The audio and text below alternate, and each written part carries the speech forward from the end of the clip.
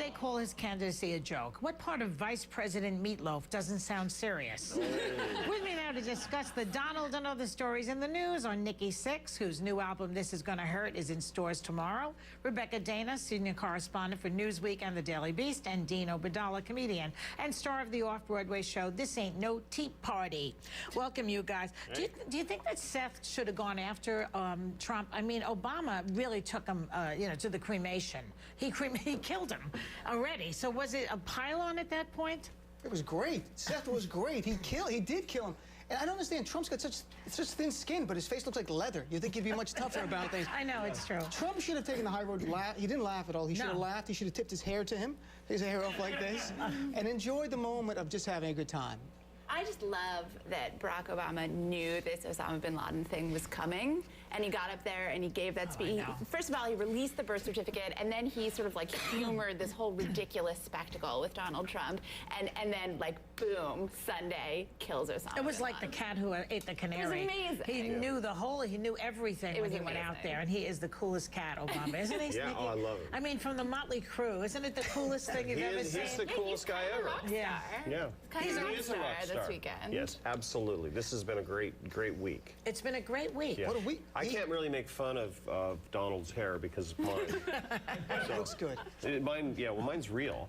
I think that Donald's hair is not the joke anymore. He himself seems That's to be what's the happened, joke. yes. The Oompa Loompa makeup is kind of a joke. The so. Oompa Loompa Kind makeup? of a joke, But you yeah. know, it's funny about Trump. You say he's thin-skinned. I mean, he told Fox News that he went after Seth Meyers and he said that he has no talent. He said that about me one time when I made a hair joke also. He wrote in his book that I had no talent. Is that his go-to? Yeah, that's his go-to. If you're a comedian, you never have any talent. Got it. The other thing he said was that Seth is a stutterer.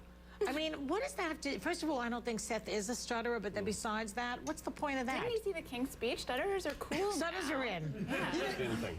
And Trump makes things up over and over. I mean, I've never been lied to so much by someone I wasn't dating. I mean, this is unbelievable, Donald Trump.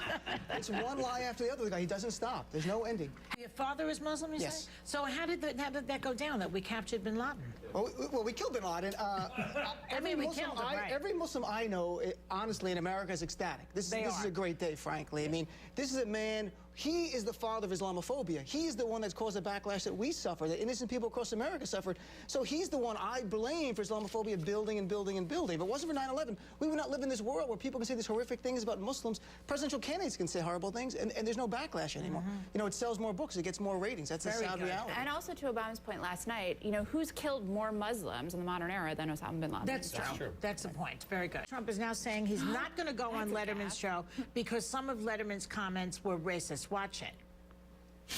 But then this nonsense about, well, how did he get into Harvard? How did he get into Columbia? Well, I'd like to see his grades from Occidental. How was he able to write such a memoir? Well, that's taking on a whole different point of view as far as I'm concerned. My point is, it's all fun, it's all a circus, it's all a rodeo until it starts to smack of racism. And then it's no longer fun.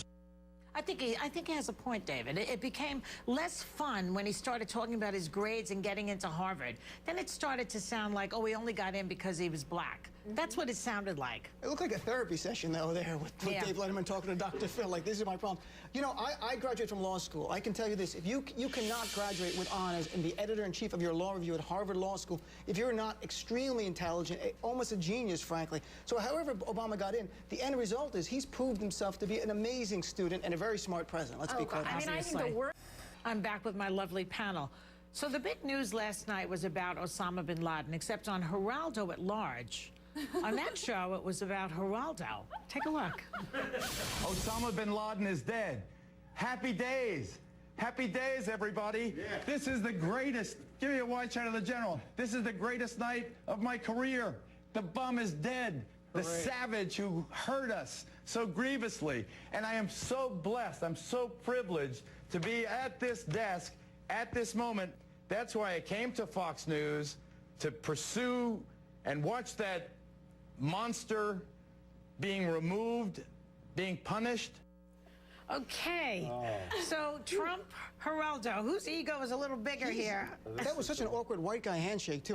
But that was unbelievable. Well, it's Fox, you know. Look, Geraldo's as if, you're right, it's as if Geraldo killed bin Laden himself. I mean, he is so like, I got him in the other room, I just choked him, I killed bin Laden. I happen to like Geraldo. I love it. But that's just too funny. He was so great last night. I watched it as soon as they announced the press conference. I tuned right into Fox, and he was just completely amazing. Like, for the life of me, where was Shep Smith? Where was anyone with a brain on that network? They were like, they must have dispatched cars all over New York to find these people, but there was Geraldo for like hours, and he had nothing to say. I think he was the first person who talked about Osama bin Laden because he was just like speculating wildly on what the press conference might be, and he was like, maybe it was a nuclear weapon. Maybe it came out. Yes, exactly. And then finally he was like, wait a minute, I have an idea. Maybe it's not like just so irresponsible, but God love him. He's great. Yeah. I like the way the camera man looked like he was trying to push Geraldo out of the picture.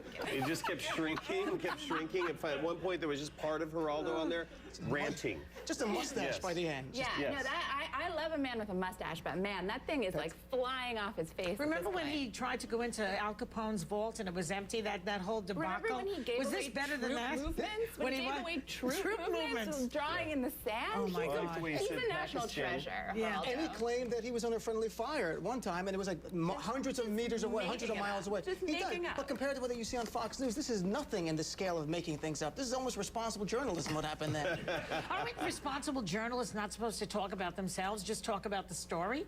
I agree with you. It's the biggest story in the world today, and it relates that I got him. That's what it felt like. I got him. I just called But him. you know, in Geraldo's defense, like that exuberance, while perhaps a little premature, was kind of fun. It was a nice premature interpretation. Yeah. Okay, thank you guys very much. Catch Dean in the off-Broadway comedy show This Ain't No Tea Party, Friday and Saturday at the Midtown Theater in New York, and Nicki's album, This Is Gonna Hurt, comes out tomorrow.